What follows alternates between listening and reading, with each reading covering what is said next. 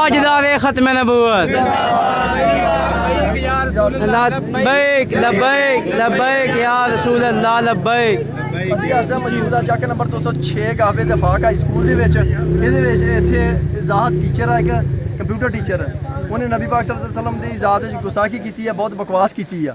ਲਿਹਾਜ਼ਾ ਸਾਰੇ ਜਿਹੜੇ TLP ਦੇ ਕਾਰਕੁਨਾਨ ਦੀਗਰ ਅਹਲੇ ਦੇ ਮੁਸਲਮਾਨ ਭਾਈ ਸਾਰੇ ਇੱਥੇ ਇਕੱਠੇ ਹੋਏ ਨੇ ਤੇ ਇਸ DSP ਸਾਹਿਬ ਮੁਤਲਕਾ SHO ਮਰੀਦ ਵਾਲਾ ਉਹ ਇੱਥੇ ਆਏ ਨੇ। ਉਹਨਾਂ ਨੇ ਆਵਾਮ ਨੂੰ ਇਤਮਾਦ ਦੇ ਵਿੱਚ ਲਿਆ ਕਿ ਉਹਨੂੰ ਅਸੀਂ ਗ੍ਰਿਫਤਾਰ ਕਰ ਲਿਆ ਤੇ ਉਹਦੇ ਉੱਤੇ 295C ਦੇ ਮੁਤਾਬਕ ਹਸਬੇ ਜ਼ਾਬਤਾ ਕਾਰਵਾਈ ਕੀਤੀ ਜਾਏਗੀ। ਲਿਹਾਜ਼ਾ ਆਵਾਮ ਫਿਲਹਾਲ ਆਪਣਾ ਪੂਰਾ ਮੰਨ ਰਹੀ ਆ, ਕਿਸੇ ਨੇ ਕੋਈ ਇੰਤਸ਼ਾਰ ਨਹੀਂ ਫੈਲਾਇਆ। ਲਿਹਾਜ਼ਾ ਅਸੀਂ ਹੁਣ ਥਾਣਾ ਮਰੀਦ ਵਾਲੇ ਤਰਫ ਤਮਾਮ ਸਾਥੀ ਪਹੁੰਚੋ ਤਾਂ ਕਿ ਉੱਥੇ ਅਸੀਂ FIR ਲੈ ਕੇ ਫਿਰ ਉੱਥੋਂ ਵਾਪਸ ਆਵਾਂਗੇ इंशाअल्लाह। या रसूल अल्लाह जिंदाबाद जिंदाबाद जिंदाबाद जिंदाबाद। अगर साढ़े 295C ਦੇ ਮੁਤਾਬਕ ਕਾਰਵਾਈ ਨਹੀਂ ਕੀਤੀ ਜਾਂਦੀ ਤੇ ਫਿਰ ਅਸੀਂ तमाम ਗਰੁੱਪਾਂ ਦੇ ਵਿੱਚ ਆਪਣਾ ਅਗਲਾ ਮੈਸੇਜ ਰਿਕਾਰਡ ਕਰਾਵਾਂਗੇ ਤੇ तमाम ਸਾਥੀ ਭਰਪੂਰ ਫਿਰ ਤਾਮਨ ਕਰਨ, ਫਿਰ ਤੁਹਾਡੇ ਕੋਲ ਜੋ ਆਇਆ ਅਸੀਂ ਕਰਾਂਗੇ।